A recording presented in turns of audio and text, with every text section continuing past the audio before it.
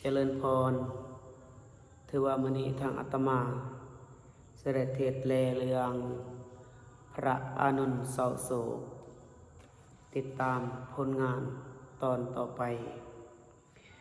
นะโม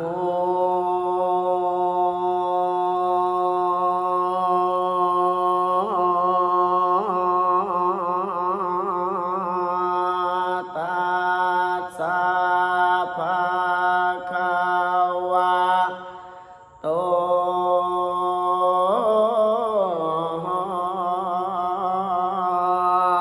อะ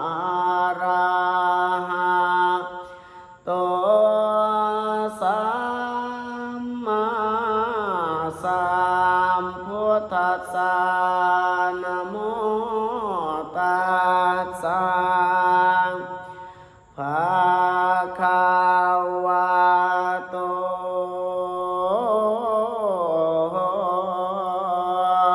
อะ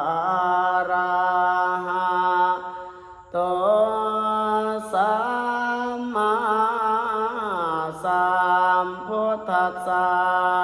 นะโมตัสสะภะคะวะโต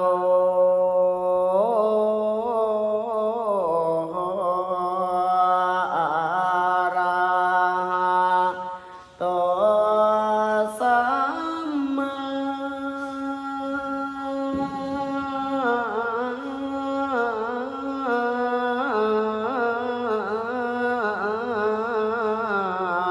สัมพุ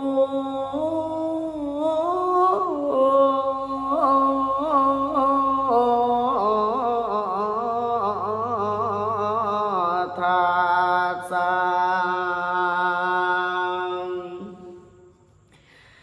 บัดนี้จา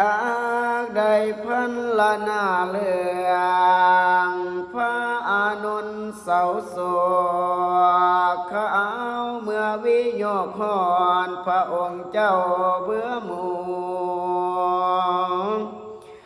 พระองค์หูเหตุแล้วบ่ให้หมู่ลูกศิษย์สันของสำคัญนะเบื่อเมาคืองอนควรแต่เฮาพระองค์นี้จวนถึงมัจจุราชห้ามเด็ดขาดบอกไว้ให้สันแท้แต่พระองค์พอแต่สั้นลงทองข้าวเดียวก็เกิดเบื่อเนื้อสุกรแท้ๆบ่เคยพอกระสังเป็นพอพระองค์เห็นแล้วมีคำตัดสั่งเอาไปฟังให้ได้สันแท้เนาะต่อไปเฮานี่ใกล้หมดแล้วมัจจุราชสิมาเถิงเฮาสิไปนี่พันบ่อนทั้งสองตนพระอานนท์ได้ฟังแล้วเสียใจน้ำตาลังน้ำตาพังหยาดย้อยน้ำเจ้าพี่พระองค์น้องหักจงใจต่างทำเพียรอุปถากบ่ได้พัดภาคข้างพระองค์อายนอหังไกล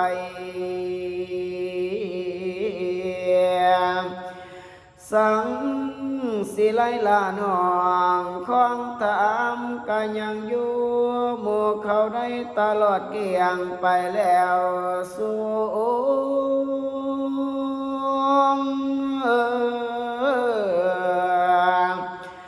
น้องหักเป็นพงเสือเครือสกลนกาพีพระองค์นี้จากแล้วทางน้องเสียเพิ่งไผ่อ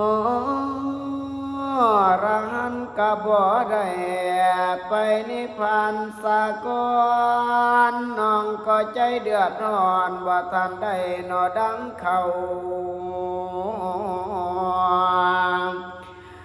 พาองค์อื่นอดเว้าใครต่ออานนท์ให้อดทนทนไปดังใดก็คงได้ อย่าเฝ้าเสียใจแท้ให้ทนไปนอสากอนน้องอย่าเฝ้าเดือดร้อนคงสิได้นออยู่ดี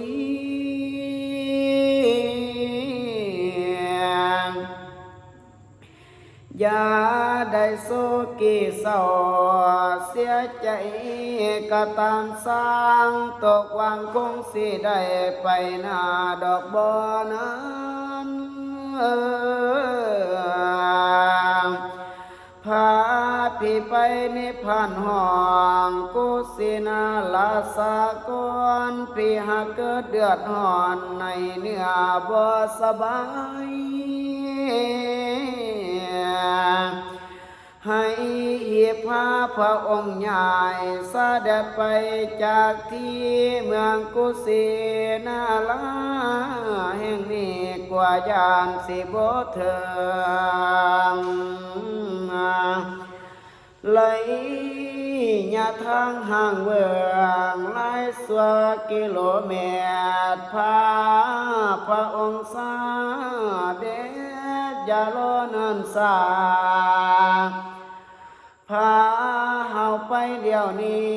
อย่าโลดนนอสายัวพาจีวรเปียกหมู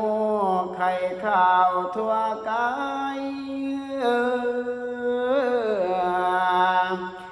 สร้างบ่อขึ้นไปใต้ห้องกะเบนทองบานพอให้ก็โคตรเสือเห็นหน้าแล้วจังตาย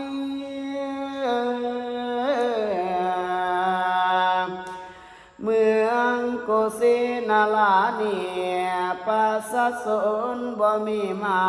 กหากเป็นเมืองน้อยบ่สมเข้าสู่นิพพานขอให้ไปใต้ห้องกาเบนทองนอบานเก่าให้พวกพงเผาเสือพอหัวนอเรื่องการอานนท์เลิงให้พาพระองค์เดินย่างมีแต่ทางโศกเศร้านำเจ้าบ่ซื่นบา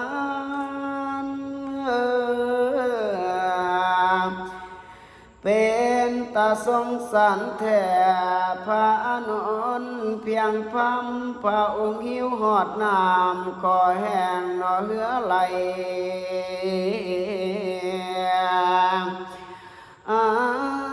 นนไปเอาน้ำลำธารก็เขินขาดเกิดอุบัติคนมัวมีแท้ตั้งแต่ตุ้มบ่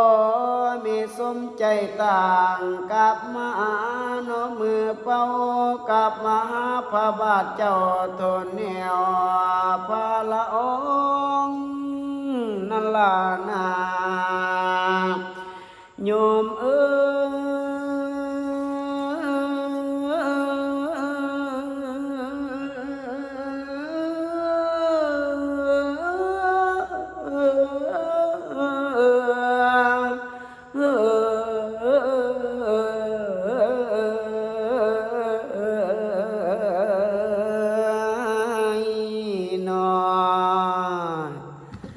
สาธุฝากกดไลค์กดแชร์กดติดตามให้อาตมาเนี่ยเด้อ